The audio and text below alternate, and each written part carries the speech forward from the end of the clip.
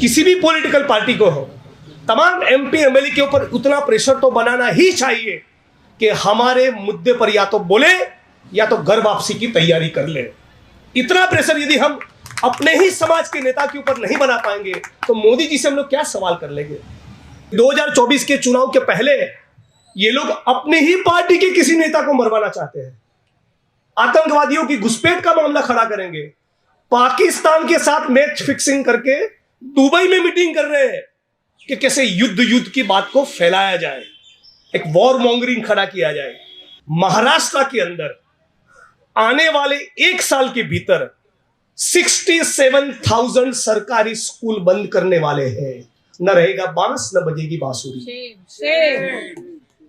मतलब कि यदि दलित समाज का कोई एमपी एमएलए, ओएनजीसी और आईयूसी का कर्मचारी, कोई एडहोक का प्रोफेसर या परमानेंट प्रोफेसर, कोई आईएएस और आईपीएस यदि सरकारी स्कूल में जाकर तैयार हुआ है तो सरकारी स्कूल ही बंद कर दो और प्राइवेटाइजेशन इतना बढ़ाओ कि कोई आदिवासी, डीएनटी और दलित मजदूर का बेटा या बेटी सरकारी स्कूल के अलावा प्राइवेट स्कूल में दाखिला ले ही ना पाए।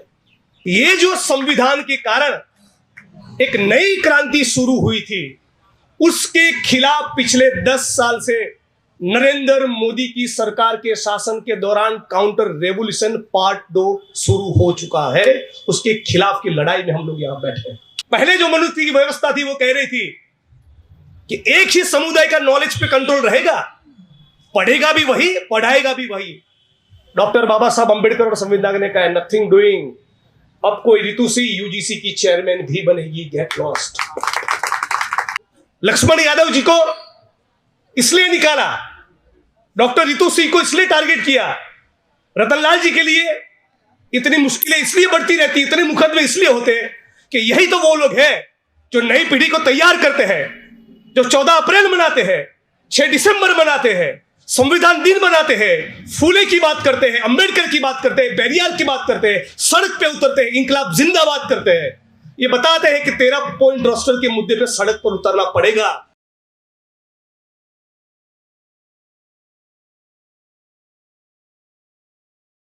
जय भीम।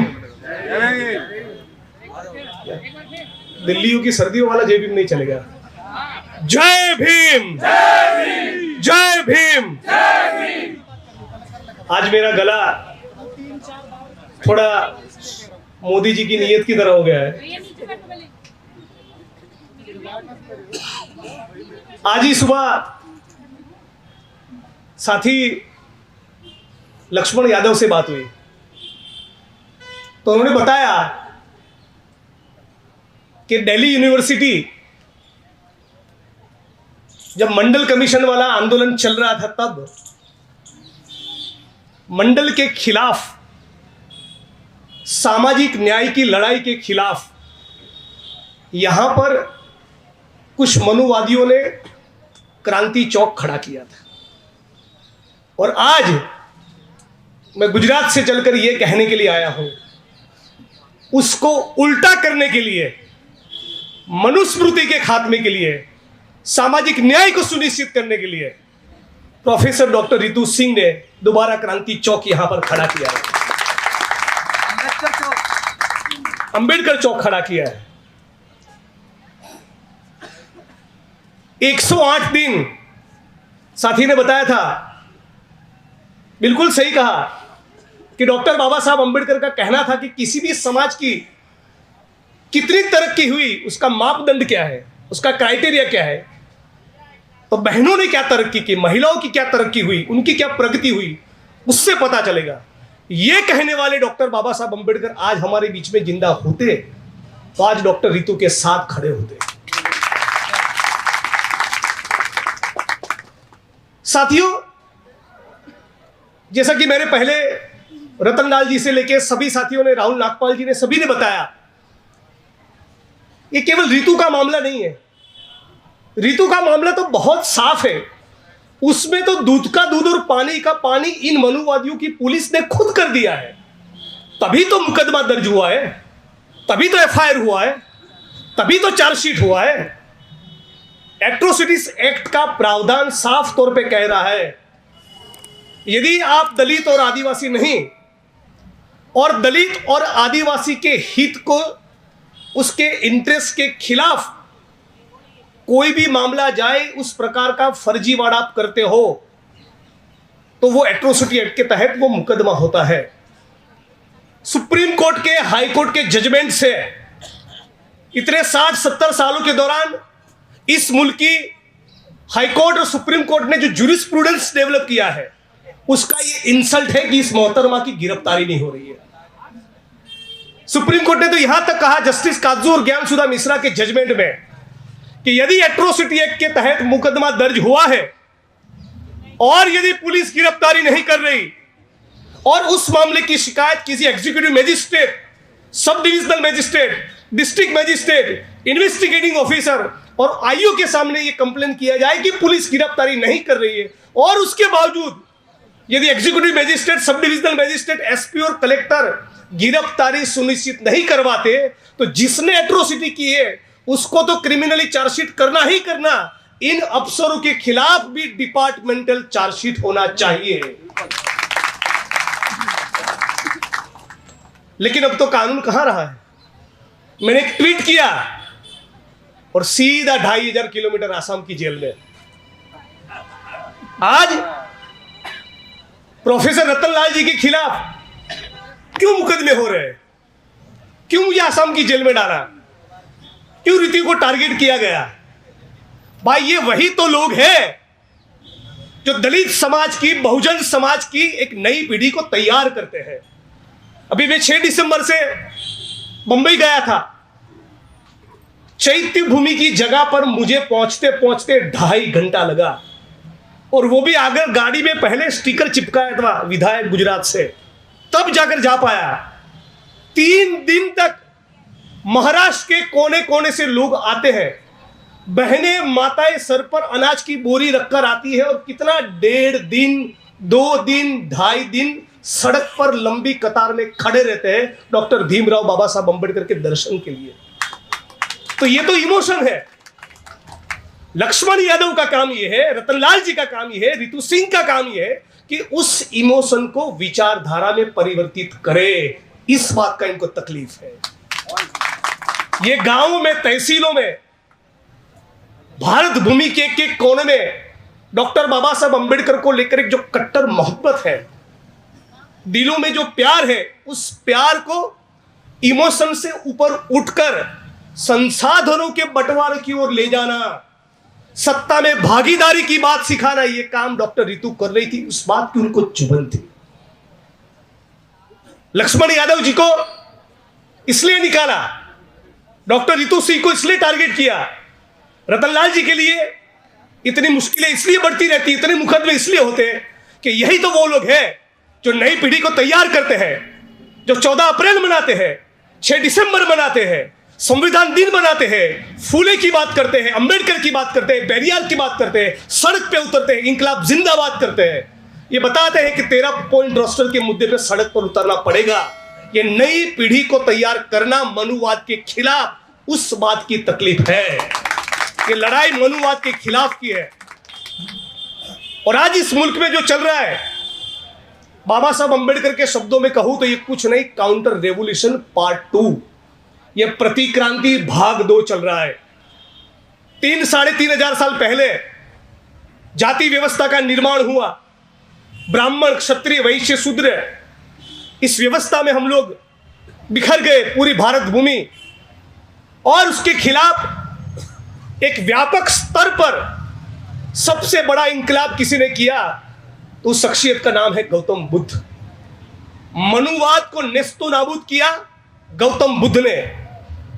अपना साहित्य तैयार किया, भिक्षुक तैयार किए, बुद्ध के विहार खड़े हुए, बुद्ध का विचार खड़ा हुआ, और केवल भारत नहीं पूरे साउथ एशिया में फैला।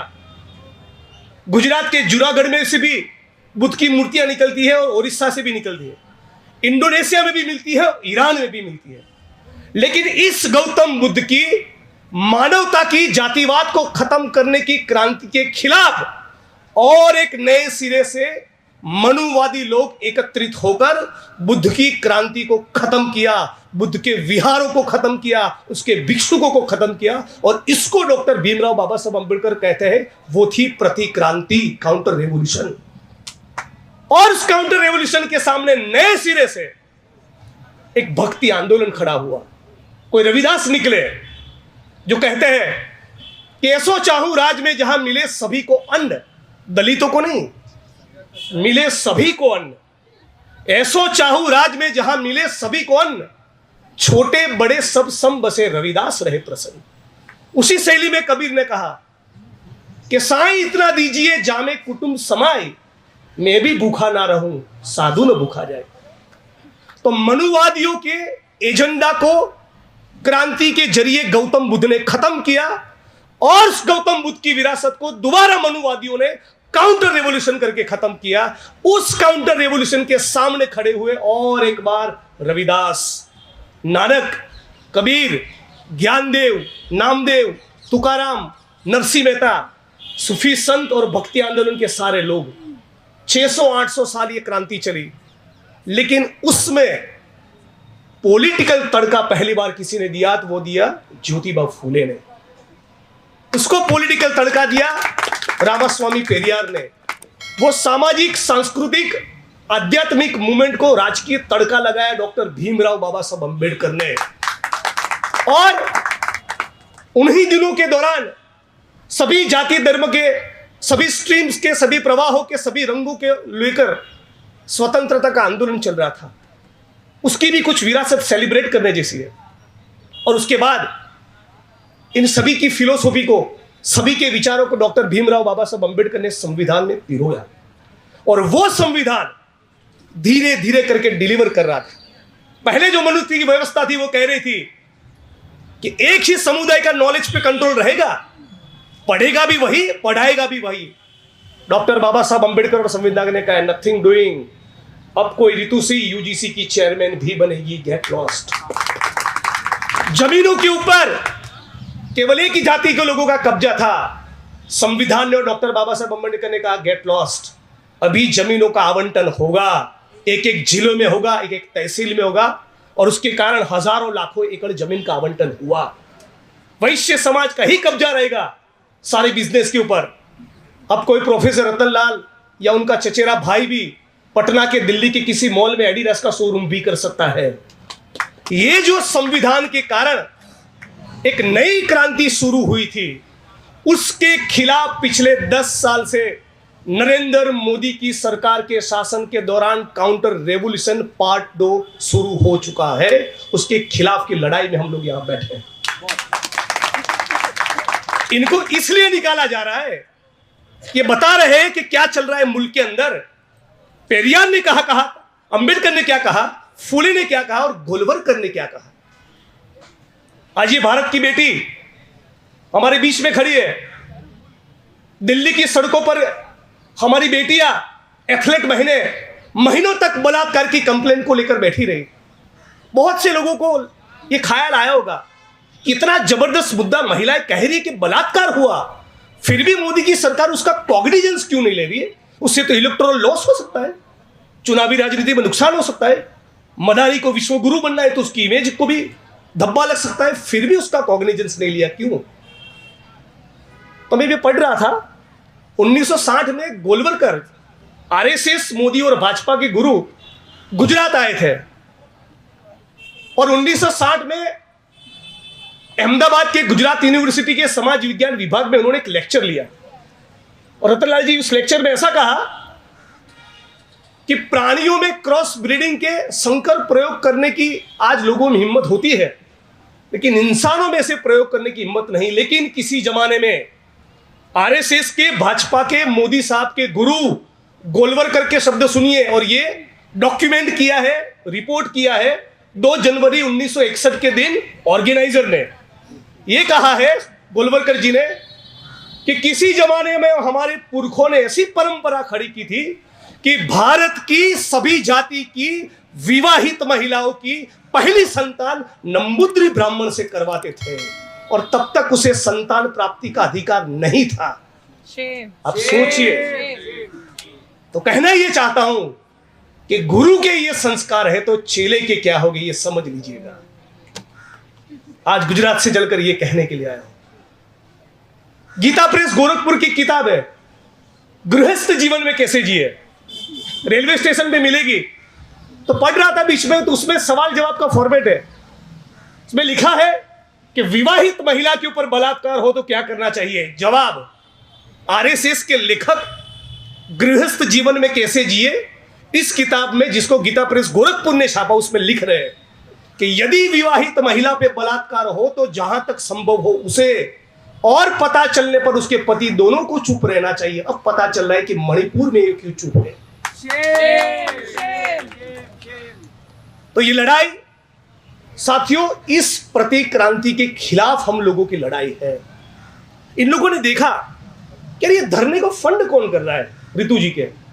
गुजरात में जिग्नेश दलितों का जो आंदोलन कर रहा है उसमें चंदा कौन दे रहा है।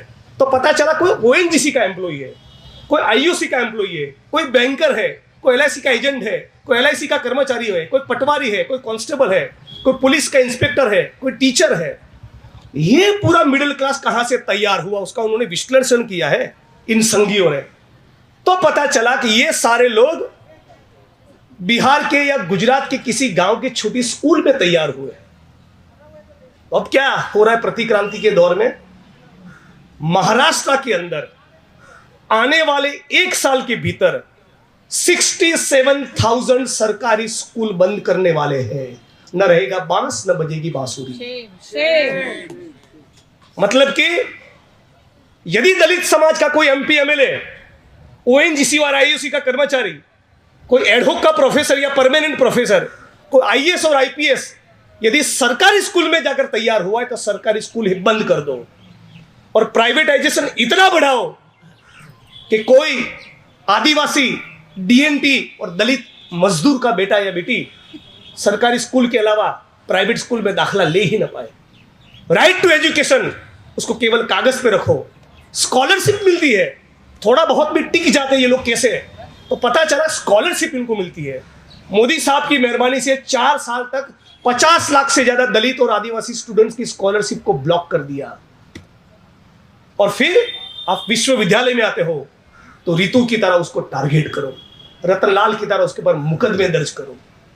यानी कि ये पूरी एक प्रकार से जो 15-20 साल से हम लोग सुनते आ रहे हैं अंबेडकरवादी साथियों से कि नए सिरे से मनुस्मृति को लागू करेंगे, नए सिरे से मनुस्मृति लागू हो चुकी है। और हम तमाम लोगों का एक ऐतिहासिक कर्तव्य है कि चाहे आप प्रोफेसर हो या विधायक हो, एक नहीं 17.5 बार आपको सड़क पर उतरना पड़ेगा न्याय के लिए, समानता के लिए, संविधान की सुरक्षा के लिए और डॉक्टर भीमराव बाबा साहब अंबेडकर के सपनों को साकार करने के लिए। ये केवल व्हाट्सएप पे मैसेज सर्कुलेट करने से या फेसबुक की वॉल पर कुछ लिखने से नहीं होगा। ये बहुत अलग दौर में हम लोग गुजर चुके हैं। ये लोग घर के अंदर घुसकर आने वाले दिनों में अंबेडकरवादियों को टारगेट करेंगे। ये लोग फिजिकल वायलेंस भी कर सकते हैं। 25, 35, 40, 50 साल के दौरान इन संघियों ने, आरएसएस वालों ने जो हमारे बीच में तलवार और त्रिशूल बांटे हैं, ये अग्निवीर की जो सेना खड़ी हो रही है ये ऐसे नहीं है। यशवंत सिंधे नाम का एक आदमी नांदेड़ की, महाराष्ट्र की कोर्ट में एफिडेविट करता है। क्या कहता है एफिडेविट में? हम लोग बम बनाते थे, हिंदू बस्तियों में फेंकने के लिए बम बनाते थे और उस बम बनाने की प्रक्रिया में केमिकल ब्लास्ट होने के कारण हमारे आरएसएस और वीएचपी के लोग मारे गए। ये क्या चल रहा है आप सोचिए। सत्यपाल मलिक जो इतने दिनों से बोल रहे हैं कि 2024 के चुनाव के पहले ये लोग अपने ही पार्टी के किसी नेता को मरवाना चाहते हैं, आतंकवादियों की घुसपैठ का मामला खड़ा करेंगे, पाकिस्तान के साथ मैच फिक्सिंग करके दुबई में मीटिंग कर रहे हैं कि कैसे युद्ध की बात को फैलाया जाए, एक वॉर मॉन्गरिंग खड़ा किया जाए। तो तमाम साथियों से गुजारिश है, इस प्रकार के एक भी रैली या धरने को मत छोड़िए। हर कीमत पर हमारे संविधान को बचाना है, हर कीमत पर डॉक्टर बाबा साहब अंबेडकर के सपनों को साकार करना है। तो आज हम सभी का कर्तव्य बनता है कि डॉक्टर रितु के समर्थन में आके खड़े रहे। रितु तो केवल माध्यम है, उसके कारण पूरे मुल्क में यह संदेश गया कि दलित समाज की बेटियां भी इस मुल्क में खड़ी हो चुकी है, कि सत्ता की गर्दन पकड़ेगी और सत्ता से सवाल पूछेगी, सत्ता की छाती के ऊपर चढ़कर इंकलाब जिंदाबाद का नारा बुलंद करेगी। रितु के इस धरने के कारण यह मैसेज गया कि दिल्ली यूनिवर्सिटी के अंदर केवल रतनलाल या लक्ष्मण यादव नहीं, कम से कम दूसरे 2-2.5 हजार दलित, आदिवासी, ओबीसी और डीएनटी समुदाय के प्रोफेसर को निकाल दिया गया है। दिक्कत क्या है? दिक्कत यही है कि यही तो वो लोग हैं जो सावरकर और गोलवलकर के बजाय भगत सिंह, फूले और पेरियार की बात करते हैं, डॉक्टर बाबा साहब अंबेडकर की बात करते हैं। आज साथियों, रतनलाल जी ने भाषण भी दिया और क्लास भी ली, अच्छा किया, प्रोफेसर का ये काम भी है। हमारा पॉलिटिकल क्लास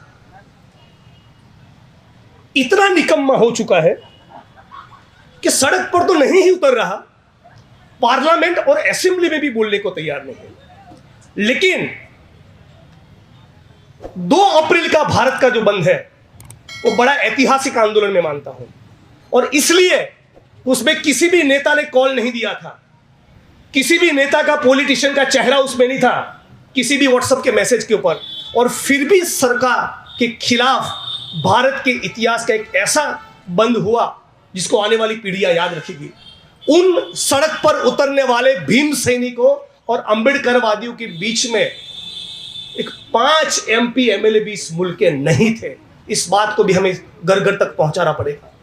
हमको हमारे तमाम, किसी भी पॉलिटिकल पार्टी को हो, तमाम MP MLA के ऊपर उतना प्रेशर तो बनाना ही चाहिए कि हमारे मुद्दे पर या तो बोले या तो घर वापसी की तैयारी कर ले।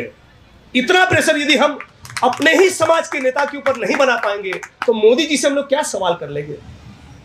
ये 108 दिन कोई मजाक होता है? भारत के इतिहास में कितने ऐसे धरने दलित बहुजन समाज की बेटियों ने किए होंगे जो 100 दिन चले? ये ऐतिहासिक आंदोलन है। इस ऐतिहासिक आंदोलन की विरासत को पूरे भारत के कोने कोने में ले जाने का आज हम लोगों को संकल्प करना चाहिए। और मेरी वाणी को विराम देने से पहले अब तमाम साथियों से एक गुजारिश करना चाहूंगा, आज के दिन में ऐसा संकल्प लेते हैं कि हफ्ते के बाद, 10 दिन के बाद, 15 दिन के बाद भारत की तमाम पॉलिटिकल पार्टी के दलित, आदिवासी, ओबीसी समाज के MP MLA को कॉल दिया जाए, आइए एक नाइट यहां पर रुकिए, इस धरने पे एक नाइट आप बिताइए, रितु के साथ बैठिए, रतनलाल जी के साथ बैठिए, लक्ष्मण यादव के साथ बैठिए, उन तमाम लोगों के साथ बैठिए जिन्होंने बाबा साहब की विचारधारा को घर घर तक पहुंचाने का काम किया। यदि इतना भी तुम्हारे अंदर जमीन नहीं तो जैसा कि प्रोफेसर जी ने कहा, उनके इलाकों में जाकर उनकी घर वापसी कराए, उनको चुनाव में हरवाए, ऐसा भी हमारा आयोजन होना चाहिए। बिना उसके उनकी भी नींद नहीं उड़ेगी। तो एक ऐसे कॉल देना चाहिए कि 15 दिन के बाद, 10 दिन के बाद, जब भी आपकी टीम, प्रोफेसर साहब, नागपाल जी, सब लोग साथ में मिलकर एक दिन तय करते हैं, भाषण उन दिन नहीं करोगे तो चला गया, यहां आकर एक नाइट आप बैठिए, एक पूरा दिन 24 घंटा रहिए, और फिर पता चले कि कौन सी पॉलिटिकल पार्टी का, कौन सा दलित, आदिवासी, ओबीसी समाज का नेता यहां पर मौजूद था और कौन नहीं था, और जो नहीं था उन सबके कपड़े उतारे जाए।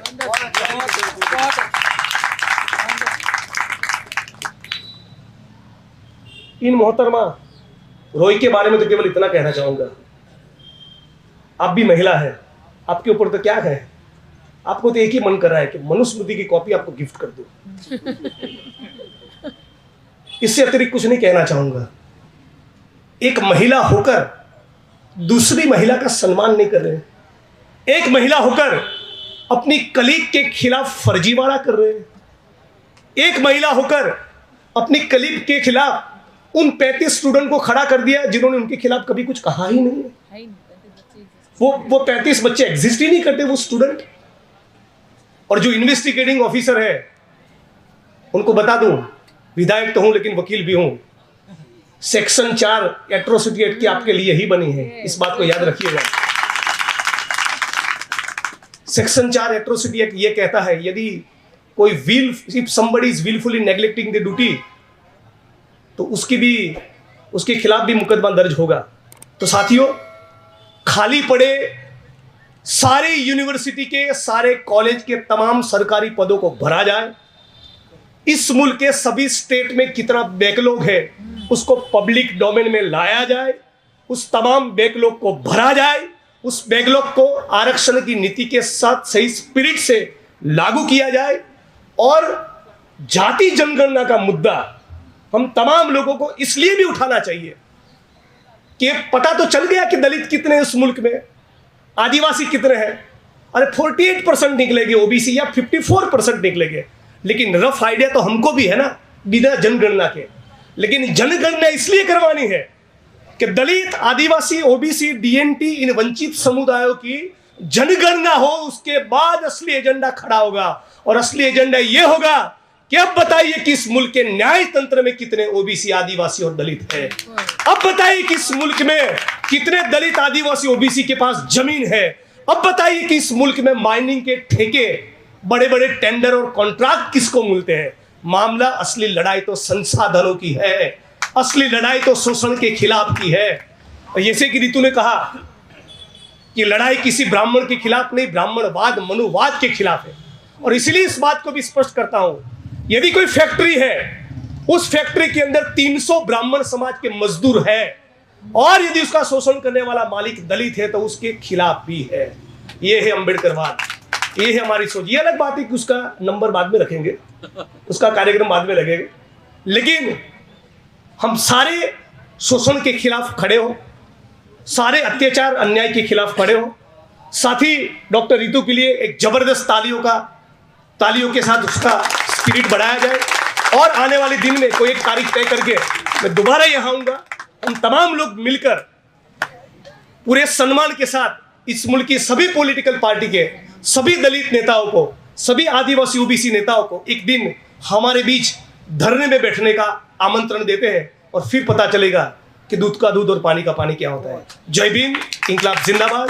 आप तमाम साथियों का शुक्रिया इसलिए भी कि मैं तो 100 दिन के बाद आया हूँ, लेकिन आप वो लोग हैं जिन्होंने रितु का अब तक समर्थन किया है।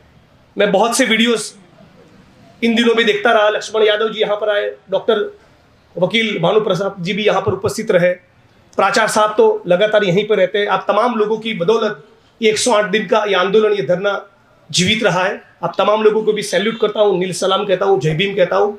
और तमाम लोग साथ में मिलकर लड़ेंगे यार। ये धरती अपने आप की नहीं, किसी के बाप की। डरना किसके बाप से है। ये सारी इस मुल्क में जितनी भी जमीन है ना, वो सारी जमीनों का इस दिन में बंटवारा होना चाहिए। सारे संसाधनों के ऊपर ये दलित, आदिवासी, ओबीसी कौन है, वो सारे मजदूर हैं।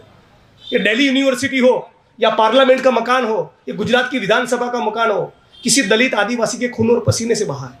यही इस मुल्क के असली मालिक है। इन मालिकों की एक दिन जीत होगी। उस उम्मीद के साथ जय भीम, इंकलाब जिंदाबाद।